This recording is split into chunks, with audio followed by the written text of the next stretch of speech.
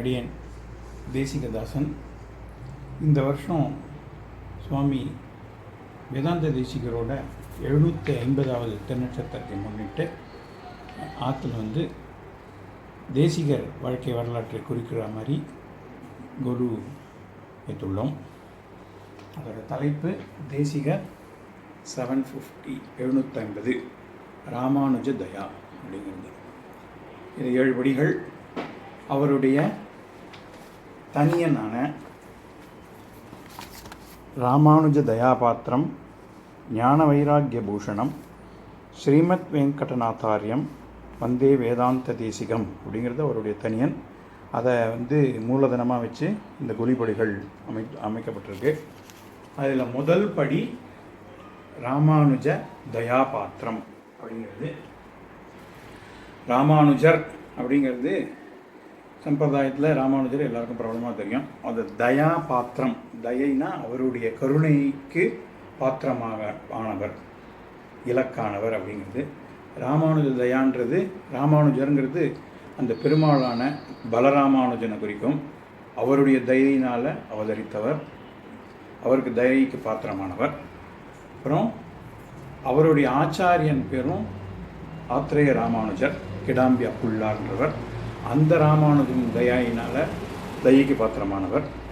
சுவாமி ராமானுஜர் அவருடைய தயைக்கு பாத்திரமானவர்.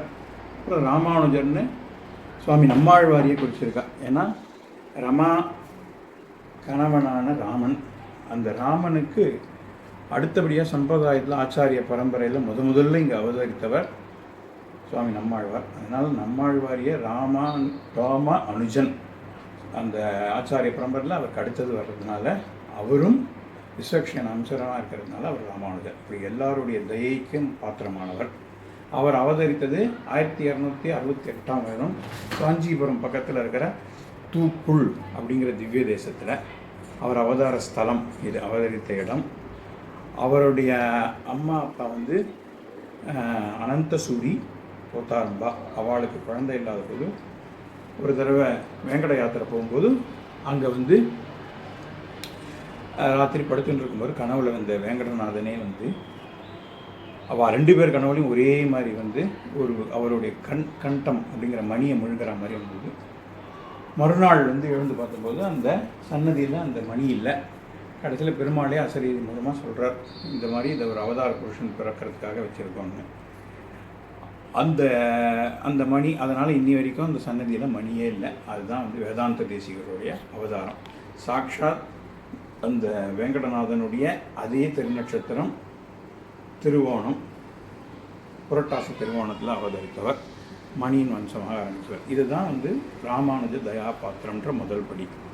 2வது படி ஞான வைராக்கிய பூஷணம்ன்றதுல ஞான பூஷணம். ஞானம் அப்படிங்கிறது வேதாந்த தேசிகன் அப்படிங்கிறனாலே வேதங்களுக்கெல்லாம் வேதமான அந்தமான உபனிஷத், அது எல்லாத்துக்கும் தேசிகன். அவர் தான் ஆச்சாரியன். அதனால் ஞானத்துக்கு அவர் குறையவே இல்லை.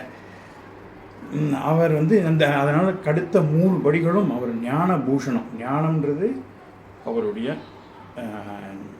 இன்டலெக்சுவல், அந்த இன்டலெக்டுக்கு அவர் தான் அணிகலனாக இருந்தார் அப்படிங்கிறதுனால ஞான பூஷணம். அதில் அவருடைய 5வது வயசுலேயே அவருடைய மாமாவான கிடாம்பி அப்புள்ளார் தன்னுடைய ஆச்சாரியனான நடாதுர் அம்மாள் அவளுக்கு அழைச்சின்னு போகும்போது காலக்ஷேபத்துக்கு அவர் காலக்ஷேபம் பண்ணும்போது இந்த பையனோட தேஜஸை பார்த்து ரொம்ப மெச்சி அவள் காலக்ஷேபத்தை எல்லாரும் நிறுத்திடுறா. அதுக்கப்புறம் சம்பாஷணைக்கு அப்புறம் திரும்பி அவர் ஆரம்பிக்கும்போது விட்ட இடம் எல்லாரும் மறந்து பண்ணுவோன்னே இந்த 5 வயசு குழந்தை இந்த வேங்கடநாதன் இதை எடுத்து கொடுக்குறார். அப்போ எல்லாரும் மிச்சி அப்போவே அந்த ஆச்சாரியன் கடாட்சத்தினால அவர் ராமானுஜ சித்தாந்தத்தையே ஸ்தாபிக்க வரவன் அப்படின்னு இவரை வாழ்த்தி அங்கே அருள்றார். அதுக்கப்புறம் இவருடைய 13 வயசில் இவர் முதல்ல கருடரை பிரார்த்தித்து கருட நகம் பண்ணி கருடனுடைய சாட்சாத்காரம் பெற்று அவர் நேரம் தோன்றி இவருக்கு அயக்ரீவ மந்திரத்தை உபதேசித்து, அயக்ரீவ மந்திரத்தை இவரும் ஹயக்ரீவ ஸ்தோத்திரம் பாடி அந்த அயக்ரீவனே பிரத்யட்சமாக இவருக்கு எல்லா ஞானத்தையும் கொடுக்குறார்.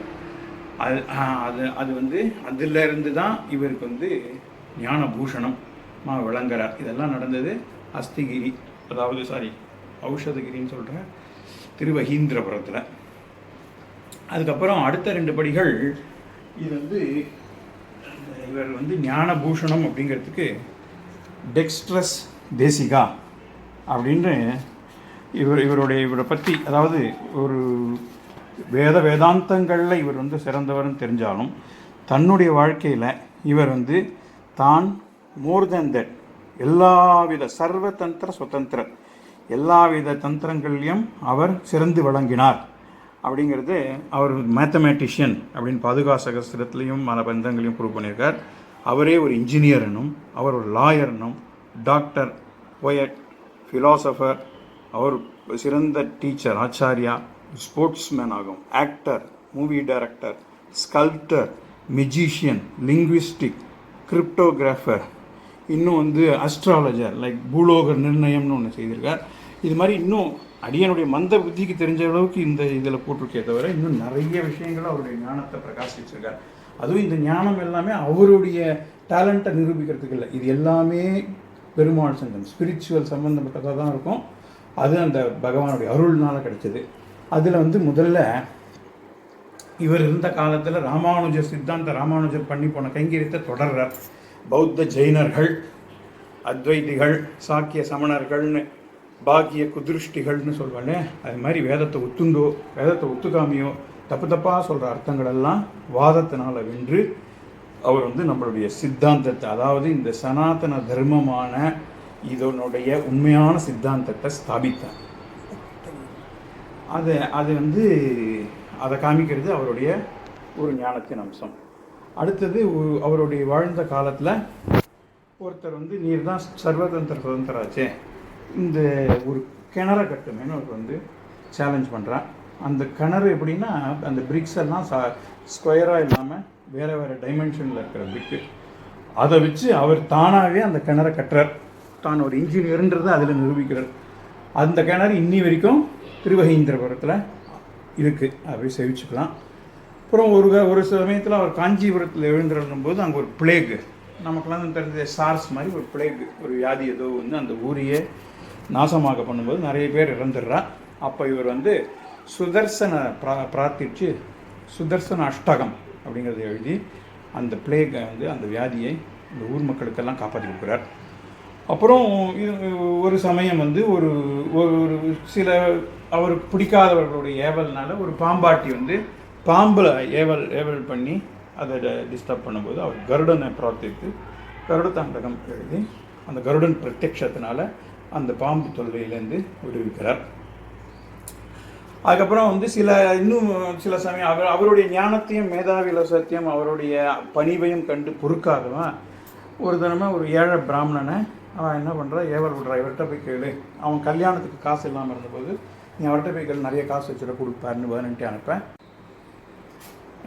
ஸ்ரீ ஸ்துதி பாடி அதில் வந்து யோகாரம்ப துவரித்த மனசோ அப்படின்ற பாட்டில் அந்த ஸ்ரீ வந்து காசு மழை தங்க மழையை பொழிகிறான். அதில் வந்து சுவாமி ஒன்றுத்தை கூட எடுக்காமல் அதை அப்படியே அவன்கிட்ட கொடுத்துட்றார். அதுக்கப்புறம் இன்னொரு சந்தர்ப்பத்தில் அவர் தான் வந்து திரும்பி அவர் மேலே நிறைய அவருக்கு வந்து வாழ்க்கையில் அவர் படாத கஷ்டங்களே கிடையாது. ஆனால் எப்பொழுதுமே பெருமாளை தன் துணையாக வச்சுன்றதுனால அவர் எதுலேயுமே குறையில்லாமல் வாழ்ந்தார். தன்னுடைய சிலையை வடிக்குமாறு நீர் தான் சர்வதந்திர சுதந்திராச்சே, சிலையை வடித்துக்காரன்னு ஒருத்தன் வந்து சேலஞ்சு பண்ணேன். அவன் வந்து பீட்டம் அதில் உட்கார்ற பேஸை செய்கிறேன்னு சொல்லி கடைசியில் அந்த பேஸுக்கும் அந்த சிலைக்கும் மேட்ச் ஆகலை. அப்போ அவன் வந்து இந்த சிலையில் தான் குற்றம் இருக்குது அப்படின்ட்டு அவன் போய் அதை சரி பண்ண பார்க்குறான். சரி பண்ண பார்த்த சமயத்தில் சுவாமி அங்கே இருந்தபோது அவருமே திருமேனிலேருந்தே உதிரம் ரத்தம் வர்றது. அப்போது அவன் வந்து அதை தெரிஞ்சுட்டு அந்த சிலையோட மகிமையை தெரிஞ்சுட்டு அவரை காலில் விழறான். அப்புறம் அவர் வந்து அந்த பேஸை சரி செய்து இன்றளவும் அந்த சிலை தன் கையால் வடித்த சிலை அவருடைய சிலை இன்றைக்கும் திருவகீந்திரபுரத்தில் சேவிச்சுக்கலாம். அப்புறம் இதே மாதிரி இன்னொரு சந்தர்ப்பத்தில் ஒரு மாயாவியானவன் என்ன பண்ணுறான், அவரை வந்து தூஷிக்கணும்ன்ட்டு தான் நிறைய தண்ணியை குடிக்க அது சுவாமியோட வயரில் வந்து உப்புசம் அடைய வைக்கிறது. அப்போ அவர் வந்து அந்த பெருமாளை வந்து மனசில் தியானம் பண்ணிட்டு ஒரு பக்கத்தில் இருந்த தூணில் தன் நகத்தால் கீறுறார். அதிலிருந்து அந்த தண்ணி எல்லாம் வடிஞ்சு அப்புறம் அது சரியாக போட்டுறது. அப்புறம் வந்து இன்னொரு திரும்பி அவருக்கு வேண்டாதவர் பிடிக்காதவர்கள், அவர் வந்து யாரையுமே பகைச்சு காட்டியும் அவரை கண்டு நிறைய பேர் பிடிக்காது. ஏன்னா அவர் வந்து நம்ம இந்த தரிசனம் ஸ்தாபிக்கிறதுக்காக அத்தனை முயற்சியும் எடுத்தார். அதனால் யாரை பற்றி எதிரியோ பிடிச்சவனோ பிடிக்காதவனோ அதனை கவலைப்படலை. அவருடைய தகப்பனாருடைய ஒரு தடவை ஏகாசனம் வரும்போது அங்கே வந்து ததியாராதனைக்கு சுவாமிகளை வேலை பண்ணுறதுக்கு யாருமே வரவானாம், யாரையும் போகாதுன்னு எல்லோரும் தடுத்துடுறான் காசை கீசை கொடுத்து. அப்போது அவர் வந்து எல்லா கைங்கரியமும் முடிச்சுட்டு சமையலும் தேவி மூலமாக எல்லாம் தயார் பண்ணி வச்சுட்டு யாருமே வராத போது இருந்து கொஞ்சம் சோகத்தில் இருக்கும்போது 3 பிராமணர்கள் வந்து கதவு தட்டி இந்த மாதிரி நாங்கள் வந்திருக்கோம் பிராமணார்த்தத்துக்கு அப்படின்னு சொல்லி அங்கே உட்காந்து அந்த 3 பிராமணர்களும் சாப்பிட்றான். அது வேறு யாரும் இல்லை, வெங்கடநாதன், அயக்ரீவன், இந்த தேவநாத பெருமாள். அவன் 3 பேருமே பெருமாளுக்கு வந்து சுவாமி அனுகிரகிக்கிறான். அதனால் நமக்கு எந்த கஷ்டம் இருந்தாலும் பெருமாள் நம்ம கூட இருப்பார், அவரை நம்பணும் அப்படிங்கிறத தெரிஞ்சுக்கலாம். அப்புறம் அவருடைய ஞான விலாசத்துக்கு குறைவில்லாமல் அவர் அந்த தன்னுடைய ஞானத்தெல்லாம் தன் சிஷ்யர்களுக்கு, பகு சிஷ்யர்கள், அதில் வந்து சன்னியாசிகள், சர்வதந்திர சுதந்திரன், அவருடைய திருக்குமாரனும் பல சிஷ்யர்களுக்கும் அவர் போதித்து அதை பிரவர்த்திக்கிறார். இதெல்லாம் வந்து சாம்பிள் ஆஃப் ஞான பூஷணம். அடுத்தபடி வைராக்கிய பூஷணம். வைராக்கியத்துக்கு சுவாமியை போல் வைராக்கியத்தை வாழ்ந்து காட்டினது யாருமே கிடையாது அப்படின்னு கூட சொல்லலாம். அதில் சில எக்ஸாம்பிள், அவருடைய ஏழ்மையை கண்டு அவர் உஞ்சிவர்த்தி போகும்போது, உஞ்சிவர்த்தினா பிச்சை எடுத்து அந்த மாதிரி சாப்பிட்றது அப்படிங்கிறது, அந்த பெருமாளுடைய கீர்த்தனைகளை பாடி தனக்கு என்ன வேணுமோ அதை மட்டும் பிரார்த்தித்து ஒரு ஸ்ரீ வைஷ்ணவர்கள்ட்டேருந்து அதை தானியத்தை வாங்கிறது. அதை வந்து பண்ணும்போது சில பேர் கோல்டு காயினை உள்ளே வச்சு கொடுக்குறா. அதை வந்து தன் தேவிமார்கள் வச்சு கையால் கூட தொடாமல் ஒரு குச்சியால் அந்த அழுக்கெல்லாம் போக்கிட்டு அந்த சுத்த அன்னத்தை எடுத்து பெருமாளுக்கு ஆராதனைக்கு ரெடி பண்ணுவேன் அப்படின்னு சொல்கிறார். அது மாதிரி அந்த காசுங்கிறது அவருக்கு ஒரு துச்சம். அப்புறம் இன்னொரு தடவை தான் ஒரு பிரயாணத்தில் இருக்கும்போது தன்னுடைய ஆராதனை பெருமாளுக்கு எந்த ஒரு இப்போ பிரசாதம் கிடைக்காததுனால அவரும் வந்து அப்படியே தூங்கிடுறார் ஒரு திண்ணையில், ஒரு வழிபோக்கன் திண்ணையில். அப்போ அந்த ஆல்பம் வந்து ஒரு தனிக்கன், அவன் நிறைய தானியங்கள் வச்சு விற்றுருக்கான். அவன் திடீர்னு சுவாமியை ராத்திரி எழுப்பி இந்த மாதிரி ஒரு குதிரை வந்து என் தானியத்தெல்லாம் சாப்பிட்றது அப்படின்னு சொன்னான். இப்போ சுவாமி வந்து அதை புரிஞ்சுண்டு அவனை வந்து பாலை காய்ச்சி கொண்டு வர சொல்கிறார். அந்த பாலை காய்ச்சி அந்த குதிரைக்கு அமுது பண்ண வைக்கிறார். அப்புறம் அந்த குதிரையும் சாப்பிட்டு போயிடுறது. அது வேறு யாரும் இல்லை, அந்த அயக்ரீவனே. ஹயக்ரீவன், ஹயம்னா குதிரை கழுத்து இருக்கிறதுனால அயக்ரீவன் பேர். அந்த அயக்ரீவனே வந்து அவருடைய பிரசாதத்தை சாப்பிட்றான். அப்புறம் அந்த தனிக்கனுடைய அந்த தொலைஞ்சு போன தானியத்துக்கு பதில் எல்லாம் தங்க காசாக அங்கே இருக்குது. அதை அவன் வந்து சுவாமிக்கு கொடுக்குறான். அவர் வந்து அதை துச்சமாக மதிச்சுட்டு அங்கேன்னு போய்டுறார். அடுத்தது இன்னொரு வைராக்கியம் என்னென்னா, அவர் பிடிக்காதவன் அவருடைய ஆற்று வாசலில் செருப்பை மாலையாலாம் கட்டி பாட்டி விட்றான். அதையும் சுவாமி என்ன பண்ணுறார், அந்த பகவானுடைய திருவடியை தன் தலைமையில் வச்சுட்டு என் தலைக்கு மேலே பாதுகை இருக்குது அப்படிங்கிறத சூக்ஷ்மமாக அதையும் ஒரு பொருட்படுத்தாமல் அந்த அவமானத்தையும் அங்கே இருக்கிறார். அது மாதிரி பல அவமானங்கள் இன்னல்களை சந்திச்சுட்டும் பட் அந்த அவருடைய அந்த தரிசன பிரவர்த்தகத்தை விடாமல் அங்கே வாழ்ந்து வந்தார். ஒரு சமயம் சுவாமியோட நண்பன் வித்யாரண்யன் அப்படின்ற ஒரு அத்வைத்தி அரசவையில், ஒரு ராஜாவோட அரசவையில் அங்கே கவியாக இருக்கார். அவர் வந்து சுவாமியும் கூப்பிட்டு, நீ வந்து இங்கே வந்துடு, வந்துட்டு நீ பெருமாளையே படிக்கலாம், ஆனாலும் அப்பப்போ ராஜாவுடைய பற்றி சில கவிகள் பாடினா நிறைய செல்வங்கள் கிடைக்கும்னு கூப்பிட்றான். ஓலை எடுத்து அனுப்புகிறான். அதுக்கு சுவாமி வந்து அதில் ஒரு 5 பாட்டு வைராக்கிய பஞ்சகம் அப்படின்னு எழுதி அது வந்து அதை வேண்டான்னு துச்சமாக மதித்து தூக்கி எறிகிறார். அவன்கிட்ட சொல்லும்போது, உங்ககிட்ட இருக்கிறதெல்லாம் இங்கே இருக்கிற இந்த தனங்கள் தான், எங்கிட்ட வந்து அழியாத செல்வம் ஒன்று இருக்குது. அஸ்திமே அஸ்தி சைலகிரி தனம் சொல்லி அந்த அஸ்தி சைலகிரின்றத, அதாவது என்னுடைய தாத்தா சேர்த்து வச்ச சொத்து, பைத்தாமகம் தனம் அப்படின்னு, பிதாமகருடைய தனம். தாத்தாங்கிறது பிரம்மா, பிரம்மாவுடைய வேள்விக்கு அதிலிருந்து தோன்றியவர் தான் இங்கே அங்கே இருக்கிற அஸ்தி சைலகிரியான காஞ்சிபுரத்து தேவராஜ பெருமாள். அந்த வந்து அழியாத ஒரு சொத்து. தனஞ்சயன் இருக்கானே அர்ஜுனன், அவனுடைய தேர்தட்டில் முதல்ல இருக்கிற சந்தன பூஷணம் தனம் அப்படின்னு அந்த அந்த நிரவதிக்க ஒரு ஒரு அளவுல குறையாத தனம் என்கிட்ட இருக்குது, நீ வேணால் என்கிட்ட வந்து வாங்கிக்கோ அப்படிங்கிற மாதிரி அதையும் உச்சமாக மதித்து தூக்கி போட்டுருவார். இப்படி பல சந்தர்ப்பங்களில் அவர் வைராக்கிய பூஷணம் அப்படிங்கிறத வாழ்ந்து காட்டியிருக்கார். அதிலிருந்து ஒரு 4-5 இன்சிடென்ட் இதில் வைக்கப்பட்டிருக்கு. கடைசி 2 படி ஸ்ரீமான் வெங்கடநாத்தாரியம் வந்தே வேதாந்த தேசிகம் அப்படின்னு.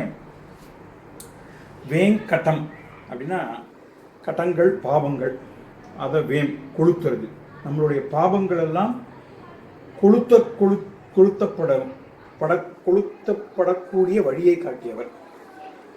அப்படின்னா பாவங்கள்லாம் கொளுத்தப்பட்டதுன்னா என்ன ஆகும்னா அதுக்கப்புறம் நமக்கு இந்த உலகத்தில் பிறவே கிடையாது, மோட்சம்தான். அதை வந்து ஸ்தாபிக்கிறதுக்காகவே எல்லோரும் மோட்சம் போகணும் அப்படிங்கிறதுக்காகவே சுவாமி தன் வாழ்நாள் உள்ள அவர் வாழ்ந்த 100 வருஷமும் இதுக்கே செலவழித்தார். அதில் பல கிரந்தங்கள் எழுதினார். அதில் 1-2 இங்கே வைக்கப்பட்டிருக்கு. ஒன்று சங்கல்ப சூரியோதயம் அப்படின்னு ஒரு நாடகமே எழுதினார். அந்த நாடகத்தில் ஆத்மா, அந்த ஆத்மாவுடைய பாசிட்டிவ் கேரக்டர்ஸ் எல்லாம் விவேகன் அப்படிங்கிற கேரக்டர் மூலமாக ஹீரோவாகவும், ஆத்மாவுக்கே நெகட்டிவ் கேரக்டர்லாம் மகாமோகன் அப்படிங்கிற வில்லன் கேரக்டராகவும் வச்சு, அந்த விவேகன் ஹீரோவுக்கு ஹீரோயின் சுமதி, அந்த வில்லனுக்கு வில்லி துர்மதி அப்படின்னு கேரக்டரைசேஷன் பண்ணி எப்படி இந்த ஆத்மா உஜ்ஜீவனம் அடையிறது, அந்த பகவானிடத்தில் பிரபத்தி பண்ணி அது வந்து இந்த சம்சாரம் விட்டு போகிறதுக்கு என்ன வழின்னு ஒரு நாடகம் மூலமாக செஞ்சு காட்டினார். அப்புறம் ஒரே இரவில் ஒருத்தன் சேலஞ்சு பண்ண பகவானுடைய ரங்கநாதனுடைய பாதுகையை பற்றி 1000 ஸ்லோகங்கள் எழுதி, அது வந்து நம்மாழ்வார் விஷயமாகவும் இருக்கிற மாதிரி எழுதி பாதுகா சகஸ்ரம்னு கிரந்தத்தை செய்தார். அது மாதிரி சுவாமி செய்த கிரந்தங்கள்லாம் ஏகப்பட்டது. இது எல்லாமே வேதாந்த விஷயம். அதை விட முக்கியமாக இந்த சம்சாரத்திலேருந்து விடுபடுறதுக்கு அப்படிங்கிறதுக்காக அவர் வந்து ஸ்தோத்திரங்கள், காவிய கிரந்தங்கள், நாடகம், ரகசிய கிரந்தங்கள், இது ஃபுல்லாக சரணாகதியை பற்றின ரகசிய கிரந்தங்கள், வேதாந்த கிரந்தங்கள், நிறைய இதுக்கு வியாக்கியானங்கள், எப்படி வாழணும் அப்படின்னு காட்டுற அனுஷ்டான கிரந்தங்கள், அதை தவிர வந்து மற்றையபடிய இந்த பூலோக நிர்ணயம், சில்பார்த்த சாரம் போன்ற கிரந்தங்கள், தமிழ் பிரபந்தங்கள், இதில் எல்லாமே வந்து சரணாகதி மார்க்கத்தை காட்டி அந்த சரணாகதியே நமக்கு மோட்சத்துக்கு வழி அப்படின்னு தன்னுடைய சிஷ்யர்கள் எல்லாருக்கும், யாரும் சரணாகதி பண்ணலாம். அது ஆணோ பெண்ணோ, எந்த வர்ணமோ, எந்த ஜாதியை சேர்ந்தவாளோ, குதிரையோ மண்ணோ மட்டும் யாராக இருந்தாலும் சரணாகதி பண்ணி அந்த மோட்சத்துக்கு அடையலாம். சரணாகதி ஒன்றே மார்க்கம்னு ராமானுஜர் ஸ்தாபித்த அந்த வழியை இவர் தான் வந்து இன்னும் நல்லா ஸ்திரப்படுத்தி அதில் இருக்கிற சந்தேகங்கள்லாம் போட்டி காமிச்சார். அது வந்து அந்த மார்க்கத்தை காட்டி கொடுத்து எல்லோரும் செல்ல வேண்டும் அப்படிங்கிற அந்த வைகுண்டத்தை காட்டி கொடுத்தார். அந்த வேதாந்த தேசிகம் அப்படிங்கிறது அவருக்கு வந்து பெருமாளே அந்த பெருமாளே காட்டி கொடுத்த, அவர் கொடுத்த பிருதம்னா விருது. தாயாரும் அவருக்கு வந்து சர்வதந்திர சுதந்திரர். இப்போ பார்த்தோமே எல்லா இடத்துலையும் சிறந்து வழங்கினார், எல்லா தந்திரத்துலேயும்னு. அதை வந்து தாயாரே அவருக்கு கொடுத்த பட்டம். இப்படி வந்து சுவாமியோட பெருமையை சொல்லிகிட்டே போகலாம். இன்னும் ஒரே ஒரு விஷயம், அவர் வந்து இந்த ஸ்ரீரங்கத்தில் அந்த துலுக்கர்கள்லாம் படையெடுத்த போது பெருமாளோட முக்கியம் அவனை காட்டி கொடுக்குற பிரமாணம் அப்படின்னு ராமானுஜர் எழுதின ஸ்ரீபாஷ்யத்துக்கு உரையான ஸ்ருத பிரகாசியை எடுத்துட்டு அங்கே வந்து துலுக்கர்கள் நிறைய பேரை கொண்டுடுறா. அந்த குணத்தோட குணமாக இருந்து அந்த கிரந்தத்தையும் அது எழுதினவர்களுடைய திருக்குமார்களையும் காப்பாற்றி கொண்டு போகிறார். அந்த ஸ்ரீரங்கநாதனையும் என்ன பண்ணுறார், ஒரு திரை போட்டு மறைச்சி அவரையும் அந்த துலுக்கர்கள்லேருந்து காப்பாற்றினார்.